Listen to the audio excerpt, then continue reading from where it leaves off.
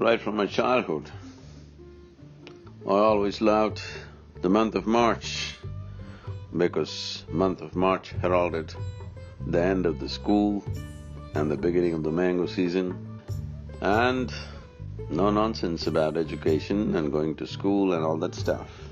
But on 1st of March this time, I went to school, to Isha Home School, to meet the children who are outgoing after the 12th standard.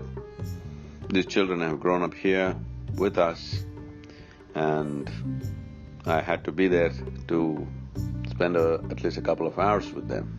It was truly wonderful how they've shaped up in the last few years. But I see that though we have managed to bring up these children without much concern about what they will do, how they earn their living, and what is going to happen to them, because I had no such concern at all when I was growing up. What will happen to me? What will I do? How will I make my life? March means I was mad as a March hare, that's all I knew. So here I was with these children. They have really shaped up wonderfully, and I'm glad. And all the people who have worked to make this homeschool happen. Incredible what they have done. Isha Homeschool is definitely one of the bright spots in the foundation. It's unique and it's beautiful, and it's truly wonderful that even me, who had always allergy for a classroom, when I go there, I wonder if I'll get a second chance to sit in a school once again. So that's how the month of March started off this time around, 1st of March. And I could only spend a couple of hours with them because the Ficky Flow ladies who had come from all over the country were waiting for me, and we spent some time with them again, a couple of hours. It's important that today, this month also has International Women's Day. It is important that we understand men and women are of the same species. It is utterly silly even to think who should get better of whom. These are two pieces of the same thing. And all these debates about who is superior to who should get better access to this and that, this should entirely go. It's important that, except for the biological aspects, there should be no distinction as to who is who. And International Human Day should happen in the next decade or so that this differentiation of who is a man, who is a woman, who should get better, this should completely go away from a mature humanity. That's what is needed.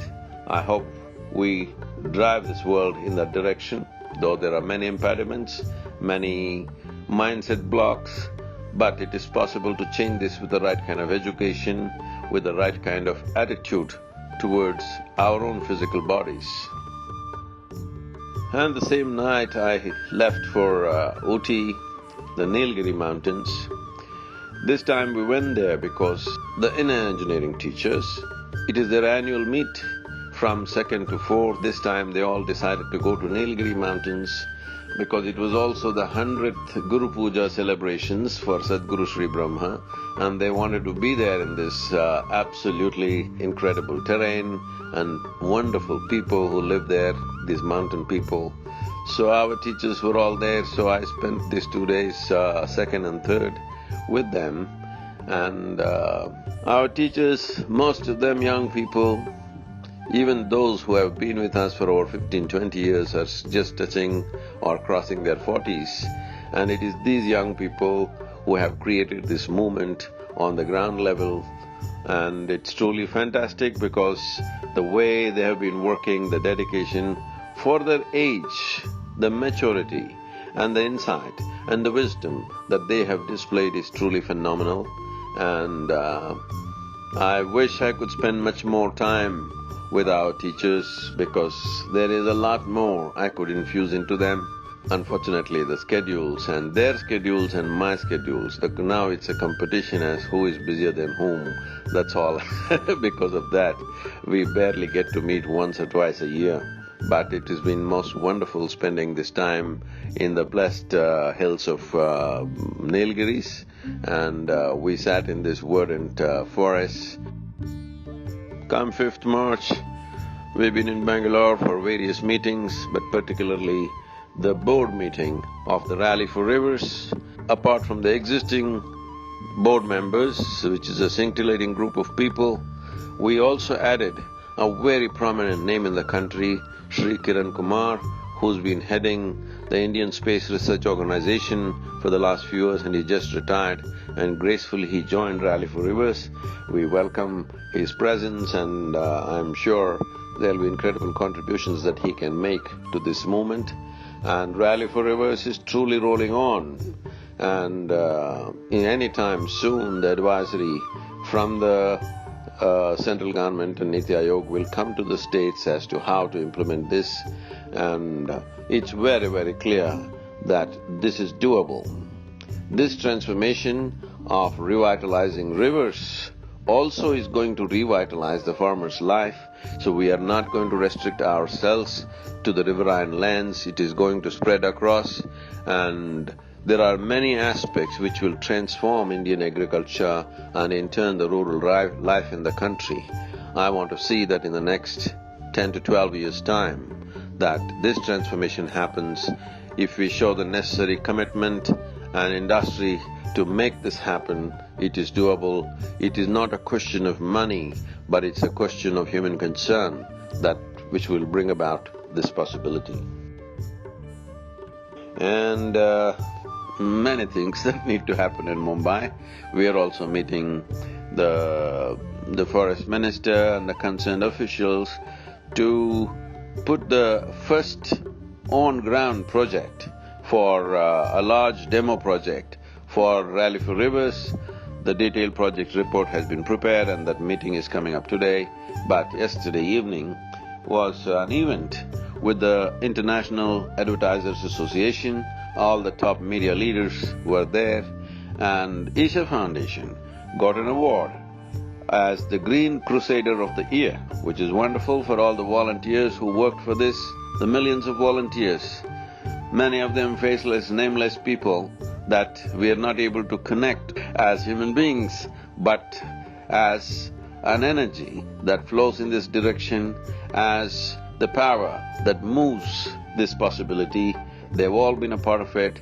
It is an acknowledgement to all of them that they're all truly the Green Crusaders of this year, and they will remain Green Crusaders, and these numbers will grow year on year, and it's great for these media agencies to acknowledge this. We have done one significant thing right now, that is, we are opening up our archives for anybody who is willing to responsibly take this material and use it in whichever way possible. So openly I offered this to all the media houses that if they wish, they can take the material. We have hundreds and hundreds of hours of video and audio material which can touch and transform human life. The intention is in the next 3 years' time, I'm looking at least 90% of the adult population in the world should have at least a 3-minute spiritual process within themselves. It doesn't matter which religion, which caste, creed, gender, race they belong to, every human being should know how to do something within themselves for their own well-being and transformation.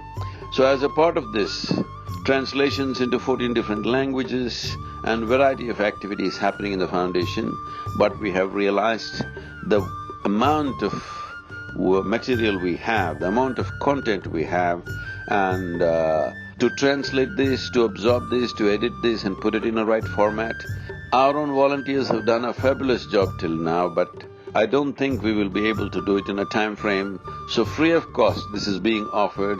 People can even monetize this if they wish on their own platforms, because the important thing is we want this to reach the world. And this is the time, because we are in the times of communication where our ability to communicate is fantastic. Never before in the history of humanity could ever human beings communicate as widely as we can do it today. But the question is only what are we going to communicate? Are we going to communicate something that is of true well-being? Or are we going to communicate something which will be divisive? Are we going to communicate something which is fundamentally against human well-being? This is the choice we have. I want to see that humanity makes the right choice of communicating that which makes a huge difference in the well-being of the human beings who live on this planet. We are supposed to be the most intelligent creatures on this planet. If we exhibit that intelligence, not only us, every other creature, the nature, the environmental situations, everything can function better, everything can have a better life if we exercise our intelligence in the right direction. So from Mumbai, I'm leaving for Delhi. There are a series of events and meetings, and one important thing is we are speaking to the Harvard alumni in India. So interesting meetings, and above all, Rally for Rivers is truly rolling on, and there are things to do in Delhi regarding this. What do you think? You think I've earned my bread for the week? Thank you. Namaskaram.